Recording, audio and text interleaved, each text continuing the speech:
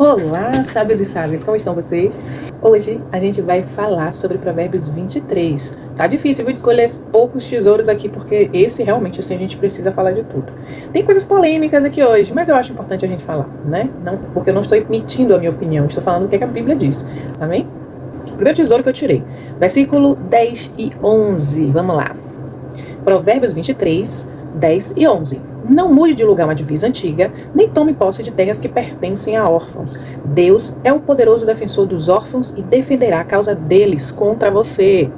O que eu frisei aqui é que os dois versículos ele fala sobre os órfãos, que Deus defenderá. E ele está dizendo, não mexa no que está lá quieto dos meus órfãos, porque Deus vai defender a causa deles. E contra quem se levanta. Eu acho que é importante a gente colocar também aqui uma situação. Às vezes a gente, por ser cristão, né, acreditamos que toda vez que a palavra de Deus fala que está contra o ímpio e a favor do justo, que a gente se enquadra sempre no justo, independente do que a gente faça. E não é bem assim, não. A gente pode estar com a Bíblia debaixo do braço, mas se você... Provérbios, ele está aí para ensinar quais são as atitudes do sábio e do tolo, ok? Daquele que agrada a Deus, daquele que não agrada. E você pode ter até nome de cristão, até diz que ama a Deus. Mas se você... Ele está dizendo aqui das pessoas que têm atitudes assim, ou têm atitudes A ou B. Entende? Então, se você, mesmo que você diga que você é cristão, mas você age contra um princípio de Deus, Deus se levanta contra você. Então, eu acredito que seja importante a gente colocar isso aqui. A gente lê a Bíblia não é porque a gente quer só ver uma poesia. Eu já falei aqui, a Bíblia não é poética. A Bíblia, ela é instrução para a nossa vida. Então, ela vai corrigir a nossa vida. Ok? Então, a gente tem que ler não olhando para os outros, olhando para nós. E fazer assim, poxa, se eu vou tomar uma causa que fere um princípio de Deus, então Deus vai vir contra mim. Entende? Então, Deus não muda as coisas porque eu sou bonitinho, meus olhos... Não vai mudar por mim, porque Deus é Deus. Entende? Humanos somos nós. Então, a gente é que precisa de Deus. Então, entenda isso. Quando ele fala isso aqui, você pode ser cristão de boca como for, mas ele está dizendo que ele vai se levantar quem se levanta contra o princípio dele. E ele está falando aqui. Amém? Fecha aspas. Então, a gente pode ver aqui que Deus, ele é pai dos órfãos. Ok? Ele realmente defende os seus órfãos. E esse agora... é bem interessante, tá? Ele fala sobre o castigo, né? Palmada, não a criança especificamente. No Provérbios 23, 15, ele diz assim, 13. Não deixe de corrigir a criança. Umas palmadas não a matarão. No 14, ele diz, para dizer a verdade, poderá até livrá-la da morte. Eu sei que hoje é bem polêmico sobre isso, mas eu ainda prefiro seguir o que a palavra de Deus diz, em detrimento a todo mundo. Por quê? Eu já disse aqui. A palavra de Deus, ele é o manual de instrução do ser humano. Ele não está falando aqui de espancar, aliás, Deus, misericórdia. Deus, ele já falou aqui em cima que ele defende os órfãos. Imagine os seus filhos, né? Como um todo. Imagine uma criança. E ele não está falando aqui de coisas sérias, gente. A gente tem que saber, porque a Bíblia não é feita apenas de um versículo. Ela é um quebra-cabeça gigante que você vai vendo o caráter de Deus através de tudo que ele fala, né? Então, em outras falas que você vai ver na Bíblia, você vai ver que Deus não quer ninguém espancando criança aqui. Então, a gente não está falando nisso. A gente está falando de palmadas. Inclusive, eu recebi algumas na minha vida, né? Eu aprendi rápido, eu procurei ser sábia rápido, de não ter que transgredir uma ordem de um pai e de uma mãe, da minha mãe e do meu pai. Então eu aprendi rápido, aquilo ali já me ensinou rápido, né? E não era espancamento, pelo contrário, na minha família as pessoas falavam baixo, as palmadas tinham explicação e tinha perdão depois. Eu sabia porque eu estava fazendo e eu acho até que eu amadureci mais rápido por causa disso. Porque o castigo ele vinha, porque existia, é bíblico. Porém, ele vinha com uma explicação para eu saber o porquê que eu estava tomando aquele castigo, né? Ou aquela palmadinha, que eu nunca apanhei de verdade. Porque graças a Deus eu aprendi cedo. Enfim, é isso. Outra coisa muito interessante aqui que eu vejo, esse versículo pode passar despercebido para alguns, mas o versículo, deixa eu ver aqui, 17 e 18, ele diz assim, ó, não tenha inveja dos pecadores, procure respeitar e obedecer a Deus todos os dias da sua vida. Assim o seu futuro será brilhante e você não perderá a esperança. Aqui fala da gente não ter inveja daqueles que fazem tolices, aqueles que são os pecadores, aqueles que fazem aquilo que transgride os princípios de Deus. Porque às vezes, muitas vezes parece que quando a gente age pela verdade, não está agindo pela mentira, quando a gente procura seguir o certo, a gente é sempre o bobalhão, né? E as pessoas que estão fazendo coisa errada, que estão roubando, que estão fraudando, que estão fazendo acontecendo, eu já dei exemplo aqui na minha vida, parece que tá tudo bem, viaja, faz tudo bonito, no Instagram tá com a tua foto bonita, e você tá lá trabalhando e fazendo o que é certo e abdicando do que é bom. Mas a Bíblia diz aqui, que ele fala assim, não tem inveja desses pecadores. O seu dever é procurar respeite e obedeça a Deus todos os dias da sua vida. E assim o seu futuro vai ser brilhante. E você não perderá a esperança. Na verdade tem uma... Ai, gente, cadê? Deixa eu ver aqui. Provérbios 23, 18. NVI. Ele diz aqui assim, eu procurei aqui rapidinho, e tem outra tradução que diz assim, ó, no versículo 18. Se você agir assim, certamente haverá um bom futuro para você e a sua esperança, ela não falhará. Aqui ele diz, assim o seu futuro será brilhante e você não perderá a esperança. Mas não é só de perder a esperança, ele está falando aqui, e a sua esperança, ela não falhará. O que é que isso quer dizer? Que aquilo que você espera, aquilo que Deus disse, aquela promessa que Deus falou, olha, ande no caminho correto, que você vai prosperar nisso, vai fazer aquilo. Porque às vezes, de princípio, parece que você está perdendo.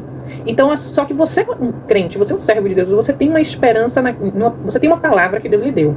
E aí você vai esperar por aquilo, né? E ele diz assim, não se preocupe, que o que você espera, se for uma promessa de Deus, ela não falha. Então, aqui é que fica o clique da coisa. Aqui que me deu aqui que pra mim fica a chave, né, como as pessoas falam hoje. A chave que abre a porta.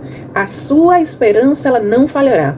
Os ímpios, eles falam mentiras, eles ficam por cima, baseados muitas vezes em mentiras. Eles não sabem se as coisas que eles fazem vai dar certo ou não. Eles, às vezes, fazem as coisas porque todo mundo tá dizendo pra fazer.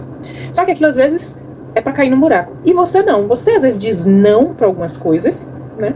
Porque você sabe que lá na frente você vai ter uma recompensa pelo seu não, dito ao pecado, dito ao que é errado. Então ele fala assim, não tenha inveja dessas pessoas, pelo contrário, continue servindo a Deus, continue a sua caminhada com Deus, certo que a sua esperança, ela não falhará. Deus tem um bom futuro para você. Ele está dizendo aqui, ó, se agir assim, certamente haverá um bom futuro para você. E a sua esperança, pode ter certeza, não falhará. Ela é certa. Entendeu? E agora vamos falar de outro assunto que a gente até já falou sim, só que aqui ele vai falar um pouquinho mais e vai falar aquilo que a Bíblia diz sobre esse assunto. Olha o que ele diz aqui, quem é que grita de dor? Para quem são as tristezas? Quem é que vive brigando e se queixando? Quem é que tem os olhos vermelhos e ferimentos que podiam ter sido evitados? 30, é aquele que bebe demais e anda procurando bebidas misturadas. Ou seja, ele está explicando. Ele fala de várias dores aqui. Quem é que grita de dor? Para quem são as tristezas? Quem é que vive brigando e se queixando? Quem é que tem os olhos vermelhos e ferimentos que podiam ter sido evitados? Aí ele responde embaixo. É aquele que bebe demais e anda procurando bebidas misturadas. Não fica olhando para o vinho que brilha no copo com a sua cor vermelha e desce suavemente. Ele está falando de vinho porque naquela época não tinha as outras bebidas, né? Mas a gente pode falar aqui de tudo. Pois no fim ele morde como uma cobra venenosa. É verdade, né? O vinho ele parece bonito, brilhante, muita gente se deixa seduzir por aquela bebida. Porém, o fim dele, a bebida ela não traz nada de muito positivo, ela é como uma cobra venenosa. Ele acaba arrastando você para lugares que você não quer, porque você não fica dono de si. E ele fala assim, você verá coisas esquisitas e falará tolices. Você se sentirá como se estivesse no meio do mar, enjoado, balançando no alto de um mastro de um navio. E é verdade, para quem bebe, né? Então você dirá, alguém deve ter batido em mim, acho que levei uma surra, mas não lembro. Por que eu não consigo levantar? E aí fala, preciso de mais um gole. Eu tava aqui vendo, né, sobre isso pela internet e eu vi que tinha passado que um homem tinha bebido e acabou dirigindo e matou uma família, né, que estava dirigindo em outro automóvel.